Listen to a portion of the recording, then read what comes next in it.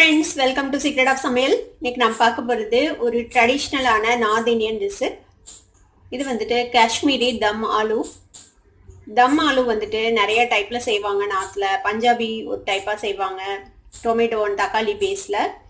காஷ்மீரிஸ் வந்துட்டு வேற டைப்ல செய்வாங்க, தயிர் பேஸா வச்சு செய்வாங்க அவங்க. இந்த தம் ஆலு ரொம்ப ரொம்ப சூப்பராக இருக்கும், ரொம்ப டேஸ்டியா இருக்கும். இது வந்துட்டு எல்லா விதமான இந்தியன் ரோட்டிஸ்க்கும் இது ரொம்ப ரொம்ப சூப்பராக இருக்கும். சப்பாத்தி, நான், தந்தூரி நான், குல்ச்சா எல்லாத்துக்குமே ரொம்ப ரொம்ப சூப்பராக இருக்கும். இந்த சூப்பரான காஷ்மீரி தம் ஆலு எப்படி செய்யறது அப்படின்னு பார்க்கறதுக்கு முன்னாடி நீங்கள் என்னோட சேனலுக்கு இப்போ தான் முதல் முறையாக வரீங்கன்னா இந்த வீடியோ கீழே இருக்க சப்ஸ்கிரைப் பட்டனை மறக்காம ப்ரெஸ் பண்ணுங்க.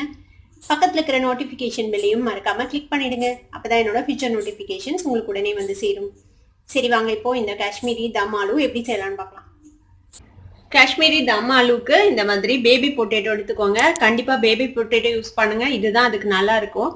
இது வந்துட்டு இதோட டெக்ஸ்சர் வந்து கொஞ்சம் வேற மாதிரி இருக்கும் நம்மளோட பெரிய பொட்டேட்டோ விட. ஒருவேளை உங்களுக்கு கிடைக்கல அப்படின்னா நீங்கள் நார்மல் பொட்டேட்டோ வச்சு ட்ரை பண்ணி பாருங்க, ஸ்லைஸ் பண்ணி. இன்னைக்கு நம்ம இந்த பேபி பொட்டேட்டோ எடுத்திருக்கோம். இப்போ இந்த பேபி பொட்டேட்டோவை நம்ம ப்ரெஷர் குக் பண்ணிக்கணும். இதை வந்துட்டு ரொம்ப ஓவர் குக் பண்ணக்கூடாது. ஒரு விசில் இல்லை 2 விசில் வச்சிங்கனாலே இது வெந்துடும். முழுகிற அளவுக்கு தண்ணி விட்டாச்சு. இப்போ இதுக்கு வந்துட்டு கொஞ்சமா உப்பு சேர்த்திக்கலாம், கொஞ்சம் உப்பு பிடிக்கும் அப்பதான். இப்போ இதை வந்துட்டு ஒரு 2 விசிலுக்கு நம்ம வேக வச்சு எடுத்துக்கலாம். இது வந்துட்டு காஷ்மீரி சில்லி, இது தேகி சில்லி அப்படின்னு சொல்லுவாங்க. இது வந்துட்டு பாருங்க ஒரு மாதிரி சுருக்கமா இருக்கு பாருங்க. இது வந்துட்டு நல்ல கலர் கொடுக்கும், ஆனா வந்துட்டு காரம் இருக்காது இது அவ்வளவா. இப்போ இந்த மிளகாயை வந்துட்டு நம்ம சுடுதண்ணில ஊற வச்சுக்கணும்.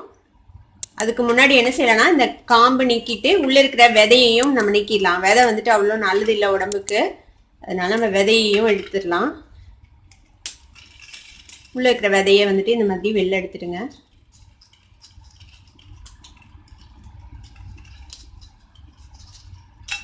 இது காரம் இருக்காது, நீங்க இன்னும் கூட போடலாம். ஆனா நம்ம மறுபடியும் காஷ்மீர் சில்லி பவுடரும் நம்ம ஆட் பண்ணுவோம் அந்த கிரேவில, அதனால 4 மட்டும் இன்னைக்கு எடுத்திருக்கேன்.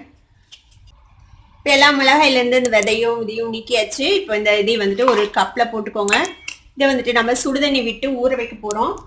நல்லா பாயில் பண்ண தண்ணி வச்சிருக்கேன். இந்த சுடுதண்ணியை வந்துட்டு இதில் விட்டு ஊற வச்சிடலாம்.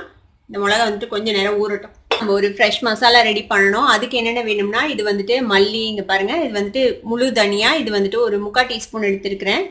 இது வந்துட்டு சோம்பு, இது வந்துட்டு 1 டீஸ்பூன். மிளகு வந்துட்டு கொஞ்சமாக ஒரு 1/4 டீஸ்பூன் அளவுக்கு மிளகு, 2 ஏலக்காய், 4 கிராம்பு, ஒரே ஒரு சின்ன துண்டு பட்டை. இப்போ ஒரு பேன் அடுப்பில் வச்சுக்கோங்க. இப்போ நம்ம எடுத்து வச்சிருக்கிற இந்த மசாலா பொருள் எல்லாம் ட்ரை ரோஸ்ட் பண்ணிக்க போகிறோம். இது லேசா வறுத்துக்கோங்க, நல்ல ஒரு மனம் வரும், அது வரைக்கும் இதை வந்துட்டு வறுத்துக்கலாம்.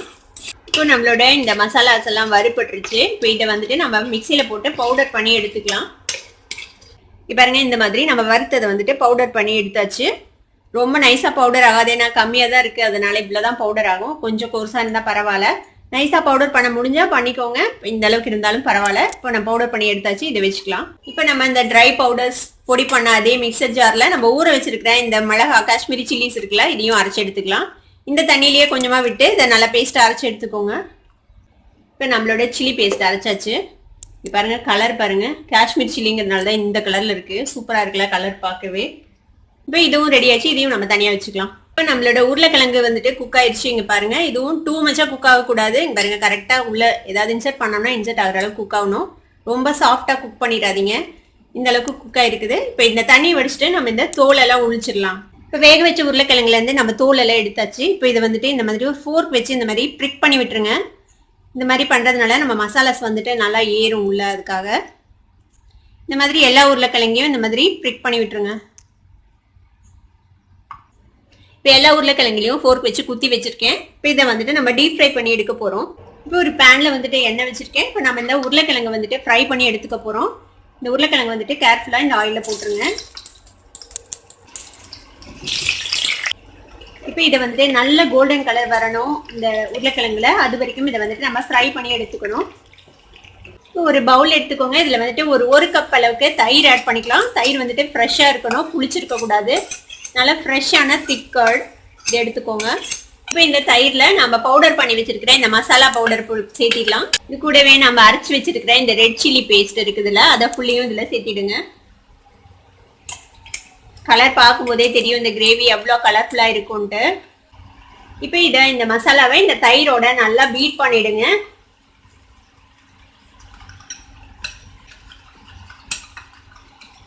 இந்த மாதிரி நல்லா பீட் பண்ணி இது ரெடியா வச்சுக்கோங்க. இங்க பாருங்க நம்மளோட உருளைக்கிழங்கு நல்லா கோல்டன் கலர் ஆயிடுச்சு. இப்போ இதை வந்துட்டு எடுத்துடலாம் இந்த எண்ணெயில இருந்து. இந்த மாதிரி ஈவனா ஒரு கோல்டன் கலர் கோட் வந்திருக்கு பாருங்க. இந்த மாதிரி ஃப்ரை பண்ணி எடுத்து வச்சுக்கோங்க உருளைக்கிழங்க. இப்போ எக்ஸஸ் ஆயில் வந்துட்டு நான் ட்ரெயின் பண்ணிட்டேன். இப்போ ஒரு டேபிள் ஸ்பூன் அளவுக்கு எண்ணெய் இருக்கு இதுல. இப்போ இதுல வந்துட்டு கொஞ்சமா பெருங்காயத்தூள் சேர்த்திக்கோங்க. ஒரு சில ஃபிளேவர்ஸ் வந்துட்டு காஷ்மீரி க்யூசின்ல கண்டிப்பா ஆட் பண்ணுவாங்க. அதுல வந்துட்டு பெருங்காயம் அப்புறம் சுக்குத்தூள் அது ரெண்டும் ஒண்ணு. இப்போ இது கூட ஒரு 1/4 டீஸ்பூன் அளவுக்கு மஞ்சள் பொடி சேர்த்திக்கோங்க. இப்போ வந்து ஃப்ளேமை லோல வச்சுக்கோங்க, இல்லைன்னா தீஞ்சு போயிடும். இப்போ இது கூடவே நம்ம ஒரு 1/2 டீஸ்பூன் அளவுக்கு காஷ்மீர் சில்லி பவுடர் சேர்த்திக்கலாம். இப்போ இதை வந்துட்டு ஃப்ரை பண்ணி விடுங்க இந்த ஆயில லைட்டா. ரொம்ப நேரம் விட்டீங்கன்னா தீஞ்சு போயிடும். லைட்டா ஃப்ரை ஆனோனையும் நம்ம கலக்கி வச்சிருக்கிற இந்த தயிர் கலவையே இதுல சேர்த்திடலாம். இப்போ இந்த தயிர் ஆட் பண்ணதுக்கு அப்புறம் ஃப்ளேமை கம்மியிலேயே வச்சு இந்த மாதிரி நல்லா மிக்ஸ் பண்ணி விடுங்க, இல்லைன்னா தயிர் வந்துட்டு உடஞ்சு போயிடும். இந்த மாதிரி நல்லா மிக்ஸ் பண்ணி விடுங்க. பாயில் வர வரைக்கும் இந்த மாதிரி மிக்ஸ் பண்ணிட்டே இருங்க. இப்போ இது கூட நம்ம சொன்ன சுக்குத்தூள் அதையும் இதில் ஆட் பண்ணிக்கலாம். ஒரு 1/4 டீஸ்பூன் சுக்கு பொடி. இப்போ இந்த கிரேவிக்கு தேவையான அளவுக்கு உப்பு சேர்த்திக்கலாம் இதில். இப்போ கிரேவியில கொதி வர ஆரம்பிச்சிருச்சு. இப்போ நம்ம இதில் நம்ம ஃப்ரை பண்ணி வச்சிருக்கிற இந்த உருளைக்கிழங்கு சேர்த்திடலாம். ஒரு மிக்ஸ் பண்ணி விட்டுருங்க. இப்போ வந்துட்டு நம்ம இதை வந்துட்டு மூடி போட்டு லோ ஃப்ளேம்ல ஒரு 10 நிமிஷம் நம்ம குக் பண்ண போறோம். இப்போ இதுல இன்னும் கொஞ்சம் நம்ம தண்ணி ஆட் பண்ணிக்கலாம். இன்னும் 10 நிமிஷம் வேகணும், அதுக்குள்ள தண்ணி வந்து சுண்டிடும். அதனால இன்னும் கொஞ்சம் தண்ணி ஆட் பண்ணிக்கலாம் இதுல. இப்போ ஃப்ளேமை கம்மி பண்ணி வச்சுட்டுங்க. இப்போ மூடி போட்டு நம்ம ஒரு 10 நிமிஷம் இது இப்படியே வேக விட போறோம். இப்போ 10 நிமிஷம் ஆச்சு. நம்ம மூடி போட்டு வச்சு இடையில நம்ம திறக்கவே இல்லை. அப்படிதான் குக் பண்ணும் தம் குக்கிங்னா. நீங்க இடையில வந்துட்டு திறந்து பார்க்க கூடாது. இப்போ நம்ம ஓபன் பண்ணி பார்ப்போம். இங்க பாருங்க எவ்வளவு சூப்பரா எண்ணெய் தெளிஞ்சு ஸ்லோ குக் ஆகி நம்மளோட கிரேவி சூப்பரா ரெடி ஆயிடுச்சு. நம்மளோட தம் ஆலு ரெடி ஆயிடுச்சு காஷ்மீரி ஸ்டைல்ல. நம்மளோட காஷ்மீரி தம் ஆலு ரெடி. இப்போ அடுப்பு ஆஃப் பண்ணிடலாம் நம்ம. இந்த காஷ்மீரி தம் ஆலுவை நீங்களும் ட்ரை பண்ணி பார்த்துட்டு எப்படி இருந்தது அப்படின்னு எனக்கு கமெண்ட்ஸ்ல ஃபீட்பேக் கொடுங்க. இந்த வீடியோ உங்களுக்கு பிடிச்சிருந்ததுன்னா சப்ஸ்கிரைப் பண்ணுங்க, பக்கத்துல இருக்கிற பெல் ஐகானை கிளிக் பண்ணுங்க. அப்பதான் என்னோட நோட்டிபிகேஷன்ஸ் உடனே உங்களுக்கு வந்து சேரும். லைக் பண்ணுங்க, ஷேர் பண்ணுங்க. தேங்க்யூ ஃபார் வாட்சிங் this video viewers. Bye bye.